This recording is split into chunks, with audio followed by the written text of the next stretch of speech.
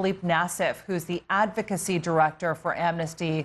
He joins us now from Las Vegas. Philippe, really appreciate you being with us. Can you sort of summarize and just recap for us the findings in this Amnesty report and how it's sort of come to these conclusions? Sure. Thank you for having me. First and foremost, Amnesty has been documenting human rights abuses in Iran for many, many years.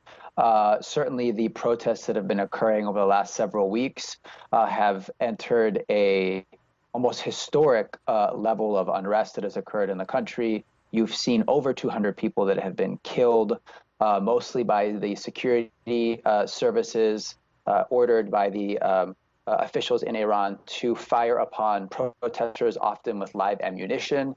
Amnesty has documented in multiple cases security forces firing on the streets on unarmed protesters who are simply calling for accountability from the government, for an increase in services, for a better economy. Generally speaking, they're calling for some of the similar things they're calling for in other parts of the Middle East: respect for human rights and economic opportunity. Amnesty has been able to verify many of the reports that have been filtering out slowly from Iran due to the blackout, the communication blackout that the government of Iran has implemented in the country. We've been lucky enough to receive videos and eyewitness accounts, often through activists in Iran using VPN to send some of this information to our researchers and our teams outside of Iran in order for us to verify what is already a growing death toll, over 200 people and potentially many more. And what is Amnesty recommending at this point in terms of what Iranian authorities and the international community should be doing in response to this? Well, we've been calling for the Iranian authorities to stop using live ammunition and to stop firing upon protesters en masse. That clearly has not been the case. That has not happened. They have not been responsive to calls from us, from other human rights organizations, from their own citizens who are asking to be allowed to demonstrate peacefully without fear of their lives being taken from them.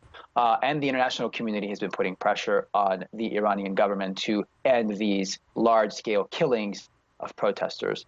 So absent any real change or directive coming from the Iranian government to the security services and to those supporting the government, we're afraid that this pattern will continue, this crackdown will continue and deepen as this unrest potentially spreads more or remains the same, which has been significant in terms of the number of cities and regions that have been affected by the protests. And then the death toll will continue to grow. I think at this point, the international community must put pressure on the Iranian government, must tell them at the very least to respect the will of the protesters to demonstrate peacefully, and it is their right, it's their human right to do so. And that is a violation of international law to be gunning them down in the street like we've been seeing these last several weeks. All right.